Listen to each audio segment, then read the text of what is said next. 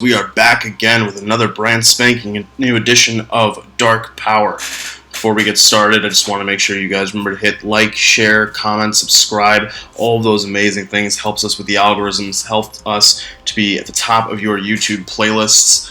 We appreciate the support as always. And I wanted to say, if you guys really enjoyed, I know I enjoyed being on the New Japan Pro Wrestling Dominion Roundtable, and there's going to be another roundtable that I'm going to be a part of this weekend, and that is going to be the Impact Slammiversary roundtable, because this Saturday, July 18th, is Impact Slammiversary, or as Josh Matthews will say during the show, 4 sleeps, which I think is kind of funny. I remember that from my time in the Army. We had 4 and a wake-up, or 3 and a wake-up. That was how you counted down things. But before we can talk about Impact, we first got to talk about AEW Dark. So this week on Dark, we had a lot of matches, not as many as some of the previously stacked episodes, but still a good number of matches. And starting us off is the Nightmare Sisters versus Ray Chanel and Diamante, who actually has ties to somebody in Impact, incredibly enough. But this is a pretty good match, tag match. It's not as high energy, high impact as some of the previous openers we've had on Dark, but it gets the job done. You know, like its thing is that it's moving storyline forward of whether or not Allie Brandy can coexist, whether this Nightmare Sisters thing can work. Who knows whether it's going to be able to, whether these two are going to be able to properly get along. But so far, it seems as though they are. Right, so far it seems as though they are going to be able to get on the same page, and that's something we can all be grateful for. QT Marshall is out, so they're trying to push this storyline along the best way they can, and that's going to have to involve Brandy and Allie starting to work together. They pick up the win over Ray Chanel and Diamante. After this, we have Robert Ego Anthony versus Ricky Starks. Robert Ego Anthony is somebody who we know very well. He's been on Dark many times before. I know him very well. I've stepped over this man's blood in the Logan Square Auditorium after he attempted to take the Freelance World Wrestling Championship from none other than Impact's Kylie Ray, right? So another interesting connection to Impact between Dark and Impact. But more importantly than that, Ego will be part of a Warrior Wrestling show that True Heels will be sponsoring. And so, guys, we want to make sure that if you're in the Chicagoland area and you are able to, because we understand, you know, with everything going on with the pandemic, that you know about this show that's coming up. And we have announcements that are on our Twitter. We have announcements that are on Warrior Wrestling Twitter. And we will be making more announcements as we get closer to the date. I don't know whether or not I'm actually able to talk about that, so maybe I'm spilling the beans, but we will tell you more as we get closer to the show happening. But tonight, Ego's up against Ricky Starks, and this is kind of a good match. It's kind of a cool match. The story here is just that level of effortless cool that Ricky Starks brings to the ring and brings to every match that he's in. That character of, he just is so fluid in the ring, and it works because Ricky Starks is actually that damn fluid in the ring. We've seen that for my NWA people who are sticking with Powerrr as NWA is on the hiatus that it's currently on. We know Ricky Starks very well, and now that he's with AEW, he's getting a chance to show what he can do on a much larger scale, and I, for one, appreciate that, because Ricky Starks is a talent, and I like that they're starting to position him better and better after a firecracker of a debut against Cody for the TNT Championship. After this, we have a trio of the Dark Order versus Alonzo, Hobbs, and Sean Dean. This is a quick match in the sense that there's really nothing home to write about.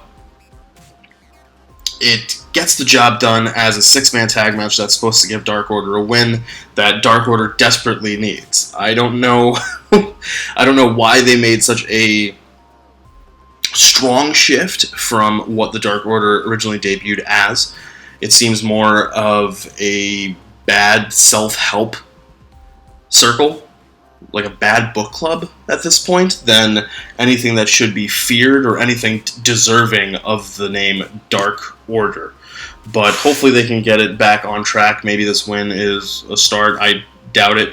But as something that needed to happen, it happened. And it's something that Dark Order needs, that win.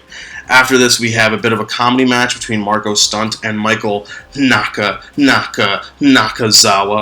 Stunt picks up the win, a bit of a surprise. You would think maybe the size thing is going to catch up to Stunt every match, but wisely, AEW realizes that Marco actually does need wins, the same way that the Dark Order does need wins if they're going to be credible as a competitor for other AEW talents. So here, Marco Stunt does pick up the win over Michael Nakazawa. Another quick match in that sense. The baby oil does come out. Stunt moving forward to tomorrow, where he's going to be facing the Elite in a 6-man tag match with his Jurassic Express brethren. You could see Luchasaurus in a park if Jurassic Park was an actual thing on Isla de Sorna. But anyway, moving onwards, from here we have Serpentico teaming up with Luther versus Brady Pierce and Pineapple Pete. This is, again, it's kind of a recurring theme I notice with these matches and with this episode of Dark. People who need wins are getting wins. Serpentico doesn't really need the win, but Luther definitely needs the win. And Luther picks up a nice little win here in the tag team division to get something going when it comes to his win-loss record, which, as we know, is important in AEW. They stress that. That's how we're developing storylines. That's how they're showing us who are the current contenders, and Luther needs to stack wins. This is a way to get a win. Not too long ago, the Natural Nightmares were supposed to be facing the World Tag Team Champions, and the reason why was because they'd stacked win after win after win after win. Luther needs to start something like that too. Maybe he'll be somebody who can challenge for the TNT title down the road if he's picking up wins, at least on Dark. After this, the aforementioned Jurassic Park Express Rangers, whatever you want to call them, you know who they are, because they are dominant. And when they are dominant and when they show up, they show out. And that is why, for me, they are the match of the night when they go up against Brandon Cutler and Peter Avalon in our next match. And Jurassic Express does a really great job of establishing dominance, why they are who they say they are. Always important in wrestling to be able to have the in-ring talent to back up who you say you are on the microphone. And at least in the case of Jurassic Express, they don't necessarily cut promos, but that makes their in-ring work that much more important. Also, something important to note is that the Young Bucks were ringside. Now, why are the Young Bucks ringside? Well, for starters, we know that there is that BTE bit of them trying to get Avalon and Cutler on the same page and being able to mesh together as a tag team. But also, and even more importantly, is that, as I said before, tomorrow they will be facing Jurassic Express, the full trio of Jurassic Express, along with Kenny Omega. So they are there to both root on for their friends or support their friends, at least friend in the form of Brandon Cutler, but also to do a little bit of scouting, right? And after this match, we have our main event. Pretty damn quick match if we're being serious here. It's Brian Cage versus Brian Pillman, and this is for the FTW Championship, Taz's championship that he has bestowed upon Brian Cage. It's an unsanctioned champ. No, it's not an unsanctioned champion. I believe it is. It is an actual championship, which is part of the reason why the main thing in this match is that Brian Cage gets angry with the announcer, with Josh Matthews, Stryker. Wow, I am blanking on his name, but Moxley. I'm blanking on his name for some reason, but with the announcer as the fact that he will not announce him as the FTW champion.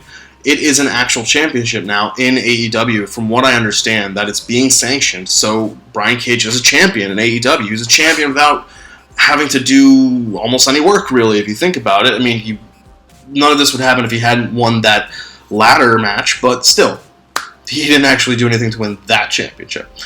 I will say that the match was very quick, very dominant. I understand what they were doing. I understand the hook to get people to watch who may not have already been interested in watching is that it's Brian Cage versus Brian Pillman Jr. I understand that. I just think that if they knew they were doing that, they should have not had it be almost a squash match. That's really all it was. Pillman got in a minimum amount of offense, barely did anything to Brian Cage, and Cage was in and out within a few moments. At least that's what it felt like. So I think that if they were going to have that Pillman appearance, back-to-back weeks on Dark, I wouldn't have maybe done it in a squash match. I would have maybe had Pillman give a little bit of time.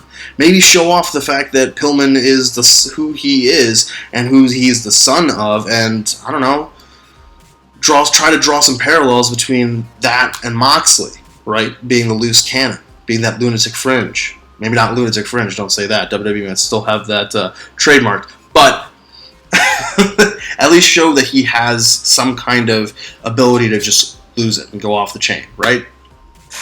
So, that is AEW Dark. Moving onwards now to Impact. We're going to talk a little bit more about the Impact matches tonight, but more importantly about Slammiversary and what I think is going to be going on in Slammiversary and who will be winning what matches. So, like I said last week, this was a lot more heavy, or a lot heavier on promo videos and backstage segments and just things like that to reinforce the fact that the matches are important for Slammiversary, and we're not going to let people get hurt before Slammiversary. At the same time, you gotta have some matches, right? You can't just have promo videos. So what they did was they put together a big tag match to start us off. We have Taya Valkyrie, Rosemary, Kimberly, Kiera Hogan, Tasha Steelz versus Kylie Ray, Susie, Alicia Edwards, Havoc, and Nevaeh.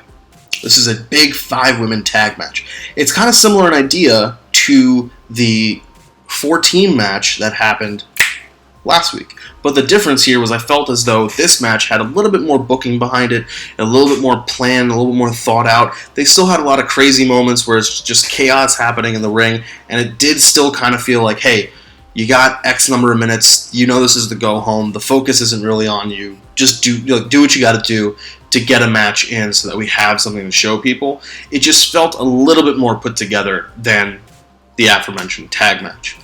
After this, there is the Deaners picking up a win over Triple XL. This was a pretty good tag match. I think that the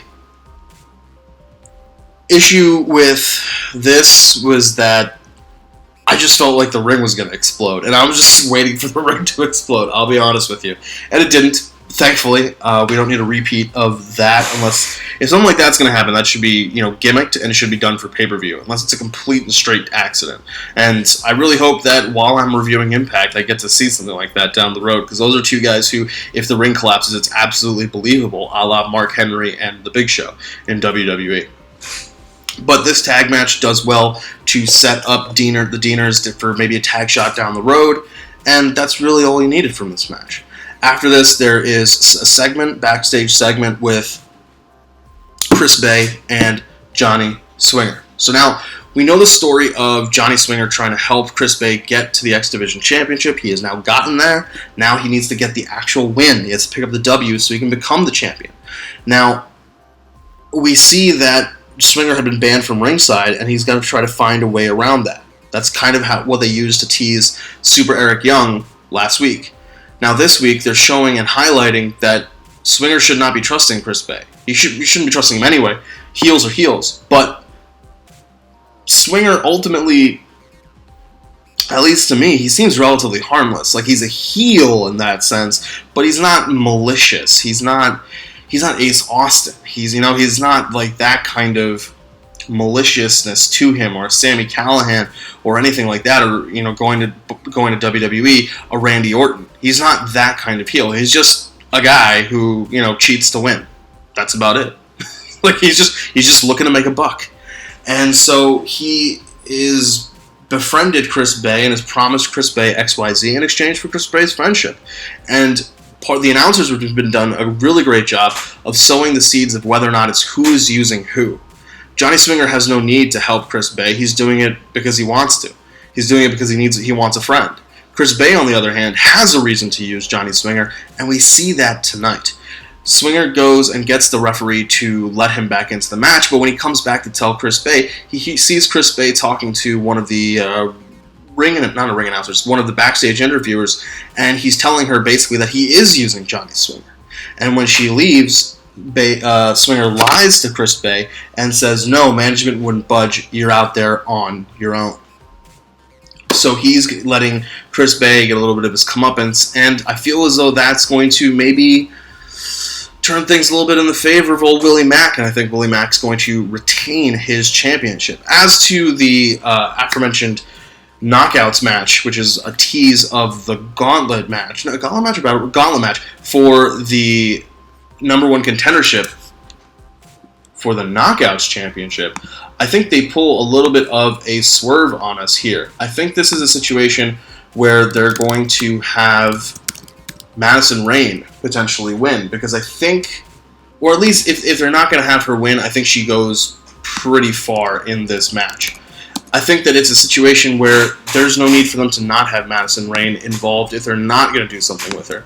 They have the ability to do a kind of, focus more on the youth, focus on the talent of the younger people in Impact. I think if it's not Madison Rayne, for me personally, it'd be Kylie Ray. I'm a Kylie Mark, but I think that those two people that it kind of makes sense for, depending on who is winning the match. I think that Deonna Purrazzo takes the championship from Jordynne Grace, and because of that, you now have a heel with the title, so you want faces to chase. Madison Rayne doing some kind of, attempt to reclaim history would kind of work. At the same time, somebody like Kylie Ray, who has been boiling for a bit to get to that world title scene, or Knockouts Championship world title scene, this might be a great way to highlight that and to kickstart that program. I think that Jordynne Grace will obviously have a return match. It's not New Japan where if you lose a title or you lose an opportunity, you go to the back of the line. But I think it's also a situation where Jordynne will have her rematch or have her match down the road to try to get the title back. So after that tag match, after the Deaners, after Bay and Swinger, we do deal with our knockouts, because we have a contract signing of sorts between Deonna Purrazzo and Jordynne Grace. I say of sorts because it should break down to a bit of a fight, and it does. The fight's just a little lackluster. They filmed it in what can be best described as a closet that was expanded into something of a room, and there wasn't a lot of space for everybody to move around in. Jimmy Jacobs is there officiating everything, and it's kind of a quick back and forth. Deonna does her, you need to know. You need to know. You're going to lose this championship. And I don't know if her voice, I think they need to work on maybe like a vocal coach or something like that. Her inflections are a little bit too, she doesn't sound sure of herself. I think that's the best way to put it. She doesn't sound as though she believes what she's saying. And that's one of the key things you need to be able to get your point across to the audience. You have to believe in what you're saying, especially if you're a heel. I mean, if you're a face too, you got to be able to do it. But you're generally going to be saying things, rah-rah speeches, and whatever the case may be. Crowds usually eat that up.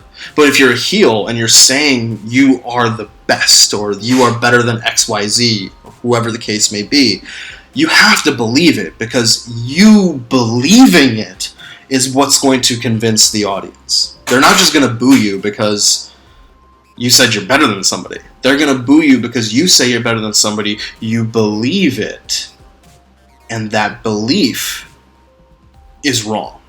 You may not be better than that person, but the belief is so strong that they're like, I can't root for this person. They're insane. Or, if you've already in the program and you've beaten them up and you've done heinous things, yeah, you can get the boos pretty easily that way as well. But if you're starting off a program or just general heel promos, you always have to be able to be convincing. And I feel Deonna, maybe that's just her voice, but she doesn't sound sure of herself and what she's saying. She knows her character. She knows the character of Virtuosa.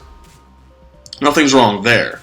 It's just that she needs to believe that she's the Virtuosa. And, that kind of ties into how the promo they aired when she came back. That she wasn't ready then. Now she is. But maybe there are some doubts. Maybe there are some second, misgivings about whether or not she is who she says she is.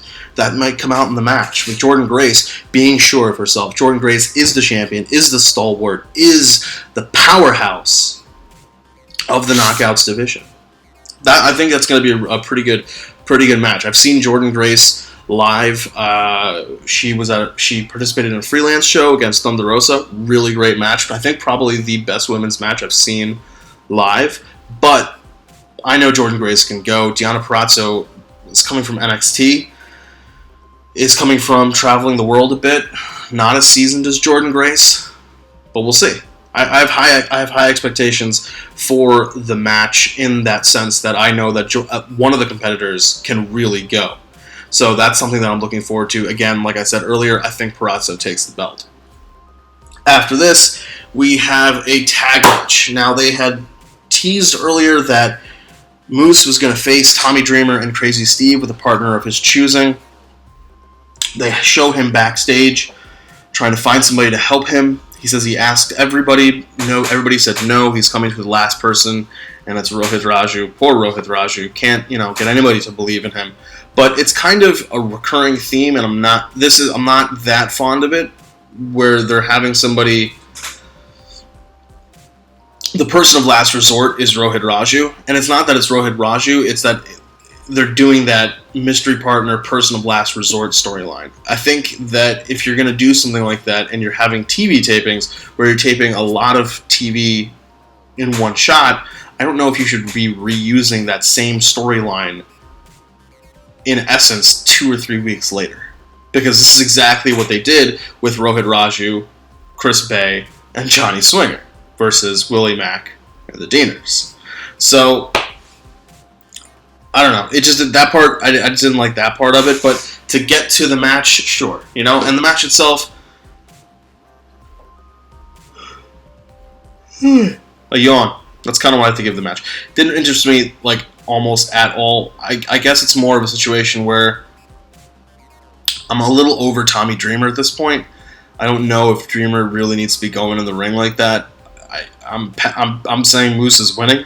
I think Moose is winning, and then one of the former world champions, one of the former Impact people, WWE people, comes out to make the save. I think it's EC3, or EC3 is the mystery opponent. One of those two. I think EC3 is one of the persons coming back, besides Gallows and Anderson. But I think the match is more about Moose just disrespecting a legend in the form of Tommy Dreamer, who I just don't think really should be wrestling at this point. Same with Ken Shamrock in that tag title match. But I mean, speaking of the tag title match, throughout the show they do promos and vignettes for this tag title match, and they do a good job. They do a good job of building the story and explaining to you all the different moving pieces of the story.